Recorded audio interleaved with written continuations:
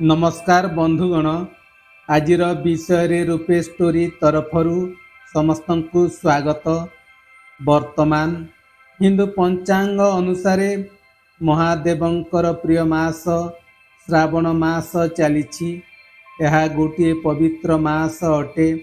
मान्यता रही जे एही मासरे महादेवंकर किछि प्रिय वस्तु जदि किणा जाए तेबे जीवन रे समस्त कार्य सफलता मिलिथाए।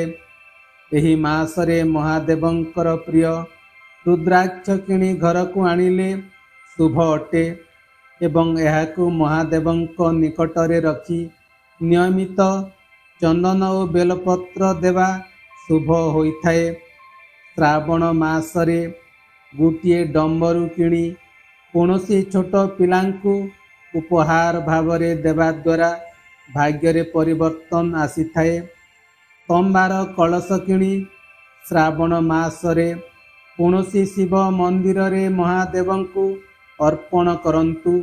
यह करिबा द्वारा जीवन रे उन्नति आसी थाए। रूपार बेलपत्र टीए किणी एही मासरे घर को आनंतु एवं ताहाकु संकल्प करी महादेवंक निकटरे रखी दियंतु। भगवान शिव आशीर्वाद करिबे। एही मासरे रूपारे तैयारी होइथिबा गोटे नंदी किणंतु। यह आर्थिक असुविधारु मुक्ति देइथाए। श्रावण मासरे जदि रूपा चंद्र सहित मोतिथिबा जिनिस किणिबे तेबे एहा द्वारा आपणकर समस्त ग्रह शांत हेबे एवं आपणकर मनोबल बढ़िबो। एही मासर जे कौनसी दिन आपण गोटे रूपा कड़ा किणी ताहाकु महादेवंक लिंगरे छुआई निज दक्षिण हस्तरे धारण करंतु। जहा द्वारा शिक्षा क्षेत्र रे सफलता मिलिबो। भस्म महादेवंकर खूब प्रिय अटे।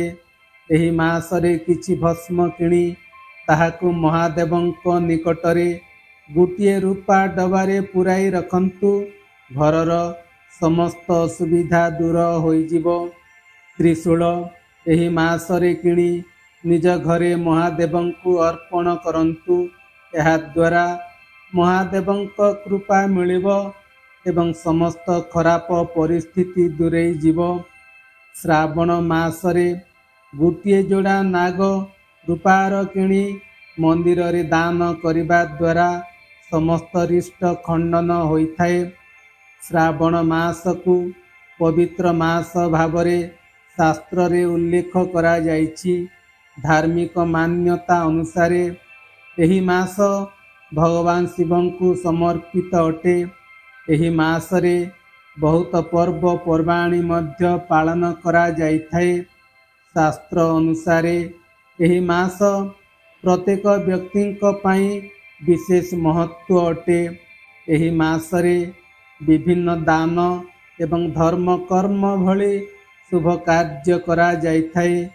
एमिति किछि कार्य अछि जहा पवित्र श्रावण मासरे करिबा अनुचित होइथाए। कारण एही सब कार्य करिबा द्वारा मनुष्य को शारीरिक एवं आर्थिक असुविधार सम्मुखीन हेबाकु पड़िथाए। तेबे आसंतु जानिबा एही मासरे केउ पांचटी कार्य करिबा अनुचित। श्रावण व्रत हेउ बा अन्य कोनोसी व्रत काहाठारु उद्धार मागिबा उचित नुहे। एहा द्वारा व्रत संपूर्ण होई न थाए। एही समय रे करज नेबे नाही, मिछ कहिबे नाही, उद्धार मागिकी खाइबा उचित नुहे।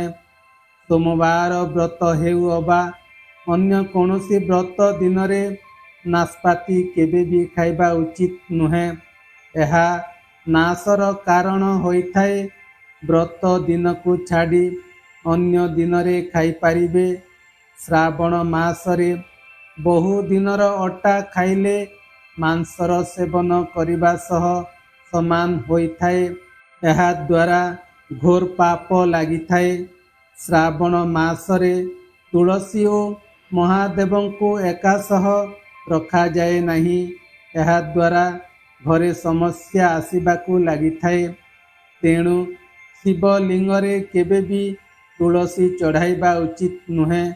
ବନ୍ଧୁଗଣ, ସତରେ ଆପଣ ଭଗବାନ ଶିବଙ୍କୁ ଯଦି ଭକ୍ତି କରନ୍ତି ତେବେ ଚ୍ୟାନେଲକୁ ସବସ୍କ୍ରାଇବ୍ କରି ଭଗବାନ ଶିବଙ୍କ ପାଇଁ କମେଣ୍ଟରେ ଜୟ ଶିବ ଶଙ୍କର ଲେଖି କମେଣ୍ଟ କରନ୍ତୁ। ଧନ୍ୟବାଦ। ଜୟ ଶିବ ଶଙ୍କର।